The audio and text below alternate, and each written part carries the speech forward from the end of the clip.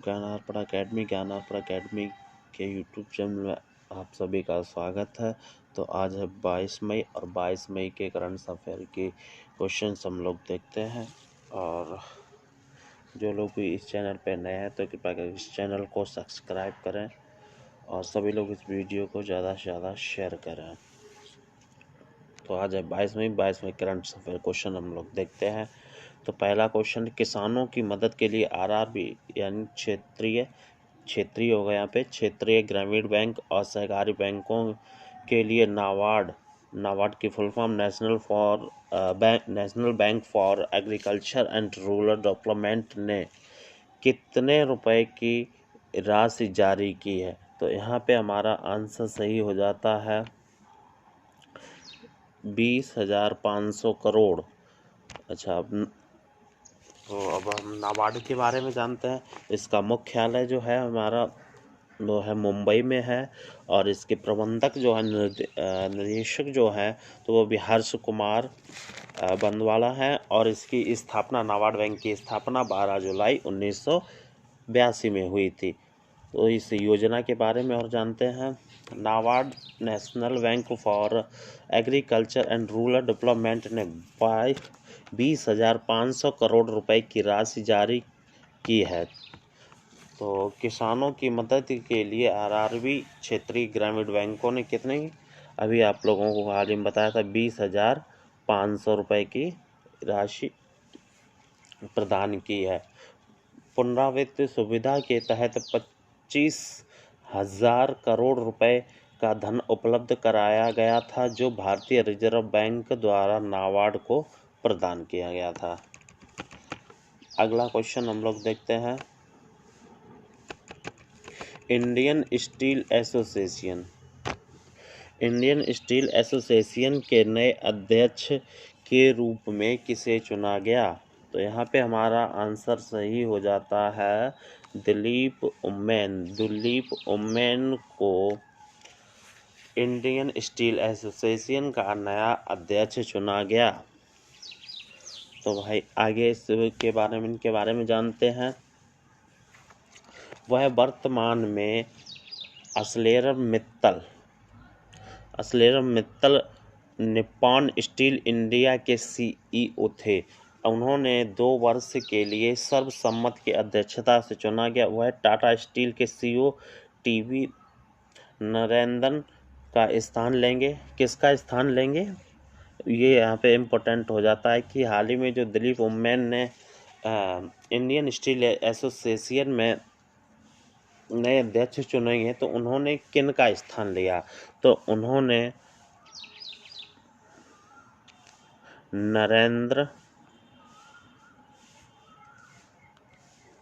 नरेंद्र सिंह का स्थान लिया है। और ये नरेंद्र सिंह किसके CEO थे? ये टाटा स्टील कंपनी के CEO थे। टाटा स्टील कंपनी के CEO थे जिन्होंने 1 मई की अध्यक्ष के पद से हटने का फैसला किया और 37 वर्षों से अधिक अनुभव रखने वाले उम्मीद में भारतीय प्रौद्योगिकी संस्थान खड़गपुर के पूर्व छात्र होने के साथ साथ इस्पात उद्योग एक पेशेवर अनुभव था। अगला क्वेश्चन देखते हैं। क्वेश्चन नंबर 3, नेशनल टेस्ट अभ्यास एप्लीकेशन किस देश ने लॉन्च किया है? तो ये हमारा आंसर सही हो जाता है यहाँ पे भारत ने नेशनल टेस्ट अभ्यास एप्लीकेशन जारी किया है। दोस्तों ये जो एप्लीकेशन है ये स्टूडेंट के लिए जारी किया गया है। इसमें क्या क्या कर सकते हैं स्टूडेंट जो है, ऑनलाइन टेस्ट सीरीज़ वगैरह दे सकते हैं। अच्छा, इसे जारी किसने किया?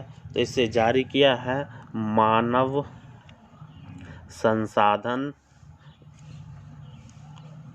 विकास मंत्रालय ने। मानव संसाधन विकास मंत्रालय ने इसको जारी किया है। इस मोबाइल एप्लीकेशन को राष्ट्रीय परीक्षण एजेंसी द्वारा विकसित किया गया है। यह एप्लीकेशन उम्मीदों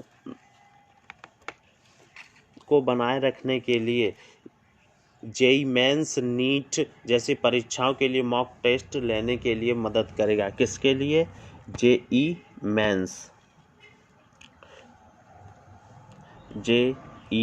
मेंस और नीट आदि जैसी परीक्षाओं के लिए मॉक टेस्ट लेने में मदद करेगा। यह एप्लीकेशन आर्टिफिशियल इंटेलिजेंस द्वारा संचालित है, इसलिए छात्रों को टेस्ट लेने के बाद तुरंत परिणाम मिलेगा। इस एप्लीकेशन का उद्देश्य उम्मीदवारों को अपने घरों से उच्च गुणवत्ता वाले मॉक टेस्ट लेने में मदद करना है। वर्तमान में यह एंड्रॉयड iOS दोनों में उपलब्ध है। अगला क्वेश्चन हम लोग देखते हैं, तो ये बहुत ही बढ़िया एप्लीकेशन है।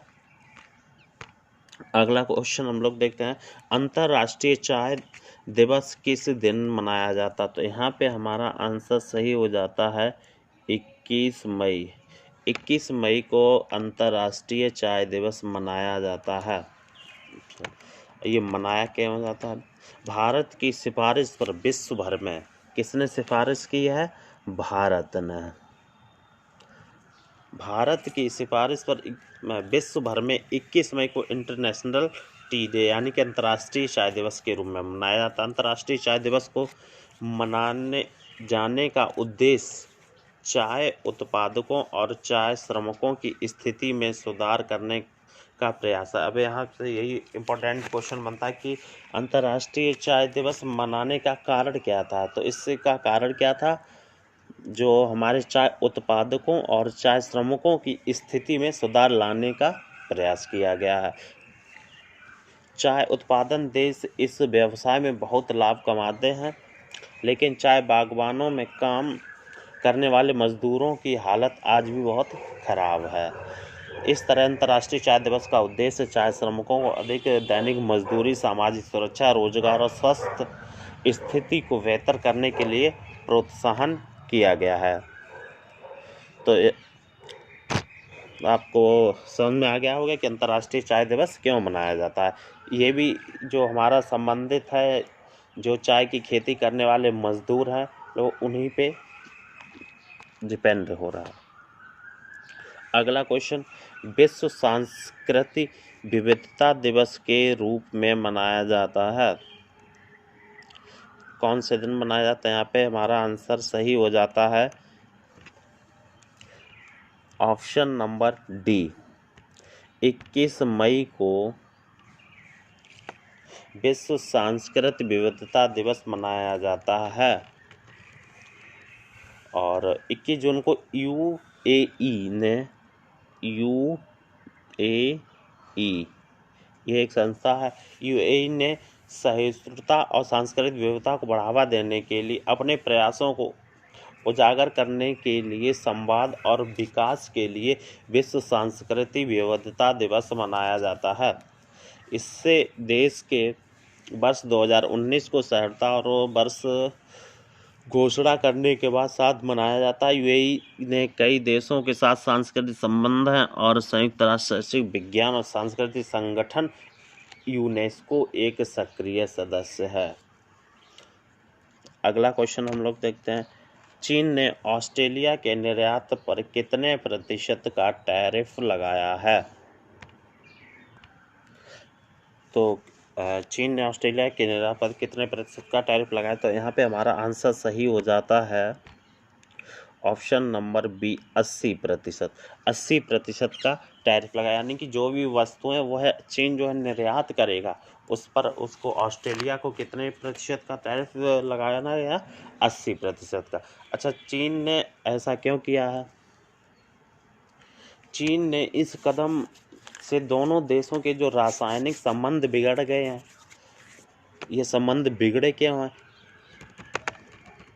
क्योंकि ऑस्ट्रेलिया ने क्या कहा है, चीन पर सीधा सीधा आरोप लगाया है कि ये जो कोरोना वायरस है ये चीन से आया है और इस पर ऑस्ट्रेलिया ने इसका खुला विरोध किया। इसी पारदर्शिता से चीन चिढ़ गया और उसने क्या किया है, जो भी ऑस्ट्रेलिया में सामान निर्यात करेगा उसमें क्या 80% का टैरिफ लगा दिया है।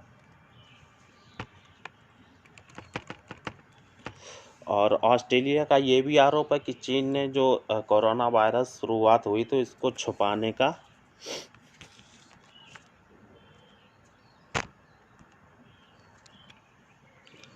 आरोप है। तो चीन की इस कार्रवाई को आशंका जन्म ले रही है, जिससे कि शुरू होने वाले वैश्विक ट्रेड वार में चीन कई देशों को भी घसीट सकता है। इस चीन की ये चाल है कि अब वो जिस देश में अपना सामान निर्यात करेगा उस पे क्या कर सकता है, अपना टैरिफ लगा सकता है। ठीक है, तो वायरस को प्रसार को लेते हुए चीन पर शुरुआत से ही कई आरोप लग रहे हैं। तो इससे निपटने के लिए चीन जो है व्यापार को हथियार के तौर पर इस्तेमाल कर रहा है, क्योंकि अधिकतर जो सामान निर्यात होते हैं तो वो चीन ही करता है। चीन की मार्केटिंग जो है सबसे बड़ी है। तो अगला क्वेश्चन हम लोग देखते हैं, आतंकवाद विरोधी दिवस किस दिन मनाया जाता है? तो आतंकवाद विरोधी दिवस जो है वो भी 21 मई को मनाया जाता है। 21 मई को अंतर्राष्ट्रीय आतंकवादी दिवस मनाया जाता है। तो इसके बारे में हम लोग जानते हैं। तो देश में 21 मई को आतंकवाद विरोधी दिवस मनाया जाता है। इस बार यह दिवस कोरोना वायरस महामारी के बीच मनाया जा रहा है। आतंकवाद विरोधी दिवस मनाने का मुख्य उद्देश्य क्या है? युवाओं को आतंकवाद और हिंसा से पथ से दूर रखना। किससे? आतंकवाद और हिंसा के पथ से दूर रखना और शांति और मानवता का संदेश फैलाना ही इस आतंकवाद विरोधी दिवस की क्या है? मुख्य उद्देश्य है। लोगों को जागरूक करना, एकता को बढ़ावा देना, युवाओं को देशभक्ति जगाना और आम लोगों की पीड़ा को उजागर करना। आतंकवाद विरोधी दिवस पर युवाओं सहित समाज के अन्य वर्गों ने आतंकवाद विरोधी शपथ दिलाई जाती है। और क्या होता है, 21 में 1991 में तमिलनाडु के श्री पेरुंबदूर की, एक मिनट, अच्छा, और इसका जो मुख्य कारण था आतंकवाद विरोधी दिवस मनाने का मुख्य कारण क्या था? क्योंकि 21 मई 1991 को क्या तमिलनाडु के श्री पेरुंबदूर के पूर्व प्रधानमंत्री राजीव गांधी की हत्या कर दी थी। उनकी हत्या के बाद ही 21 मई को आतंकवाद विरोधी दिवस के तौर पर मनाने का फैसला लिया गया था।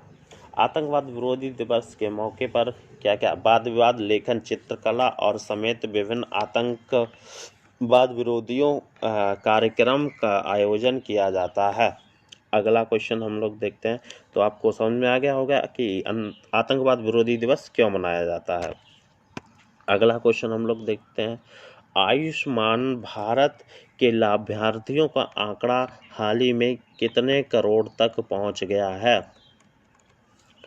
तो हाल ही में ये जो है कितने 1 करोड़ तक पहुंच गया है लाभार्थी, यानी कि आयुष्मान भारत के तहत कितने लाभार्थियों की संख्या हो गई? वो 1 करोड़ हो गई है।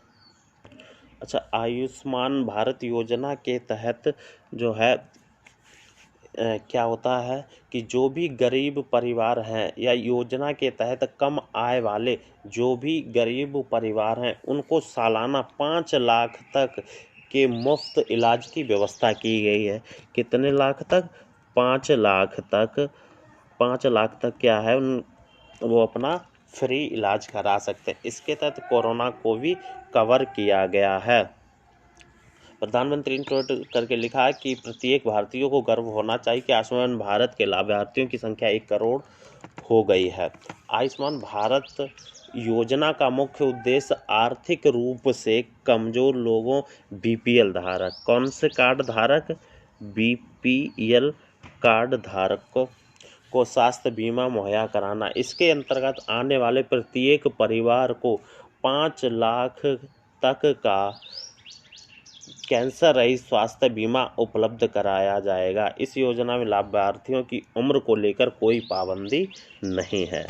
तो आगे हम लोग क्वेश्चन देखते हैं। अभी ये हमारे एक पंक्ति में क्वेश्चन, भारत और जिस देश ने हाल ही में 5 नए बंदरगाह और 2 नए प्रोटोकॉल मार्गों का संचालन के लिए एक समझौते पर हस्ताक्षर किए तो वो है बांग्लादेश। अगला क्वेश्चन हम लोग देखते हैं। केंद्रीय मंत्रिमंडल ने आपातकालीन क्रेडिट लाइन गारंटी योजना ECS के अंतर्गत कितने लाख रुपए की अतिरिक्त राशि उपलब्ध कराने की मंजूरी दे दी है? वो 3 लाख करोड़ रुपए की। कोविड-19 का टीका बनाने के लिए भारत बायोटेक और जिस देश के साथ फिलाडेल्फिया में स्थित थॉमस जेफरसन विश्वविद्यालय के बीच समझौता हुआ तो वो अमेरिका। ठीक, आगे क्वेश्चन देखते हैं हम लोग। भारतीय वायुसेना इंडियन एयरफोर्स ने जितने करोड़ रुपए की 3 बड़ी अधिग्रहण परियोजनाओं का रोकने का निर्णय लिया तो वो 8,000 करोड़ रुपए। और ये रोका क्यों है? क्योंकि आत्मनिर्भर, हाल ही हमारे प्रधानमंत्री जी ने आत्मनिर्भर की बात कही है। इसके तहत इन्होंने मेड इन इंडिया के योजना के तहत इनको रोका और ये खुद से बनाने का प्रयास करेंगे। विश्व बैंक और भारत सरकार ने हाल ही में कितने मिलियन डॉलर के समझौते पर हस्ताक्षर किए हैं? तो 750 मिलियन डॉलर पर हस्ताक्षर किए हैं।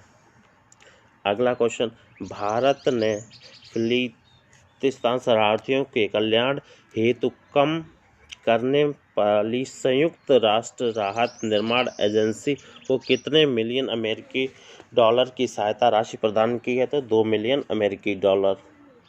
जिस देश के प्रधानमंत्री थॉमस थवाने ने औपचारिक रूप से अपने पद से इस्तीफा दे दिया तो लेसोथो के प्रधानमंत्री अपने औपचारिक पद से इस्तीफा दे दिया। तो दोस्तों, आपको ये वीडियो कैसा लगा कमेंट करके बताएं और इस वीडियो को ज़्यादा से ज़्यादा शेयर करें। जय हिंद, जय भारत।